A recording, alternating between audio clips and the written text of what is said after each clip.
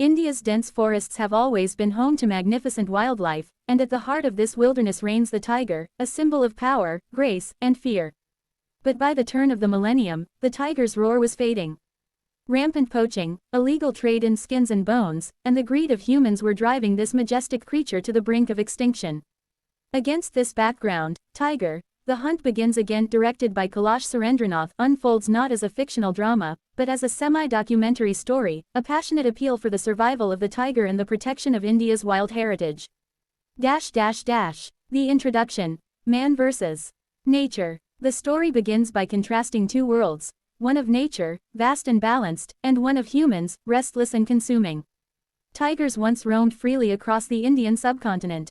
They were worshipped in folklore, feared as predators, and respected as rulers of the jungle.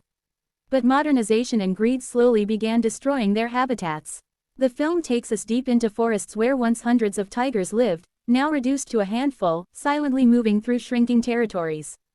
Here, the narrator poses the central question: will our future generations ever hear the tiger's roar in the wild? The poachers. Shadow. The story then shifts to the dark underbelly of wildlife exploitation. Organized poaching syndicates track tigers for their bones, skins, and claws, which fetch astronomical prices in international black markets. Hunters use guns, traps, and even poisoned bait to bring down the animal.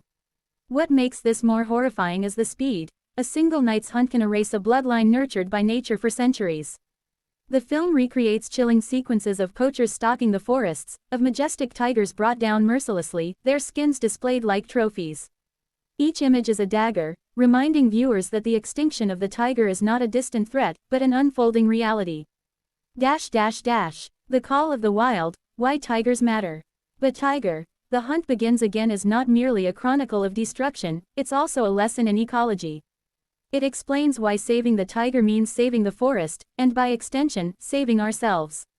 The tiger is a top predator, the balance keeper of the ecosystem. When tigers thrive, deer and wild boar populations stay controlled.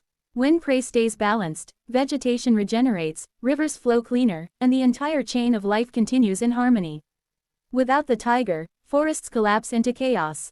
Overgrazing by unchecked herbivores leads to barren lands, rivers dry up, and eventually, humans suffer.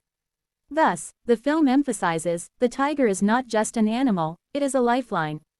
Project Tiger and the Fight Back. The narrative then shifts to hope, the story of Project Tiger, launched in 1973 by the Government of India. This ambitious initiative aimed to create safe havens called tiger reserves, where hunting was banned, habitat was protected, and the tiger could reclaim its territory.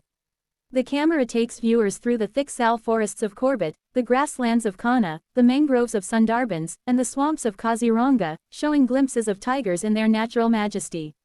The film documents the dedication of forest guards, conservationists, and local villagers who risk their lives to save the species. Armed with little more than sticks and courage, many of these frontline workers patrol vast territories, often confronting poachers directly. Their devotion paints a picture of humanity at its best, in harmony with nature, rather than in conflict with it.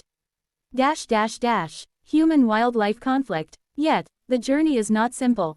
The story sheds light on the struggles of local villagers who live on the fringes of tiger reserves.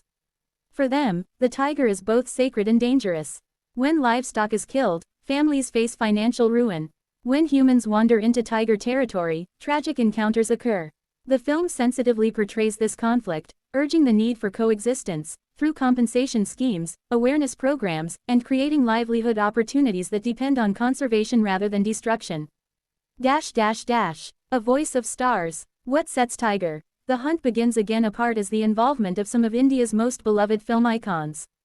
Celebrities like Amitabh Bachchan, Hema Malini, Jackie Shroff, Raveena Tandon, and others lend their voices and presence to the cause. Their appearances are not for glamour but to amplify the urgency. They become storytellers, guides, and advocates, speaking directly to the audience. If we lose the tiger, we lose our soul.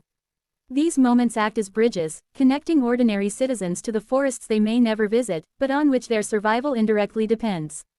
The Emotional Core, A Dying Legacy. As the film progresses, the emotional weight grows heavier. A mother tigress is shown nurturing her cubs, teaching them to hunt, to stalk, to survive. But the shadow of poachers looms. A single bullet can wipe out not only her, but her lineage. The story transforms from ecological explanation to personal tragedy, each tiger a character, each death a loss to humanity. The music, narration, and visuals combine to stir anger, sorrow, and resolve. The tiger, once painted in human imagination as fierce and dangerous, now appears fragile, vulnerable, and in need of protection. The hunt begins again, a metaphor. The title The Hunt Begins Again is not about hunters chasing tigers, but about society awakening once more to the urgent task of saving them. The film was made to revive a movement that had slowed, to remind the world that conservation is not a one-time effort but a continuous struggle. Just as poachers never stop hunting, conservation too must never stop. The hunt here is symbolic, a hunt for awareness, for responsibility, and for collective action. A call to action. In its closing chapters, the story becomes a direct appeal. It reminds viewers that saving the tiger is not the duty of forest officers alone. Every citizen has a role, by refusing products made of animal parts, by supporting ecotourism, by spreading awareness, and by pressuring governments to act. The narrator's final words strike like an arrow: if the tiger dies, forests die. If forests die, rivers die. And if rivers die, so do we. The screen fades with images of tigers moving through tall grass, their eyes gleaming, a question hanging in the silence: will these eyes vanish forever, or will they watch over the forests for centuries to come?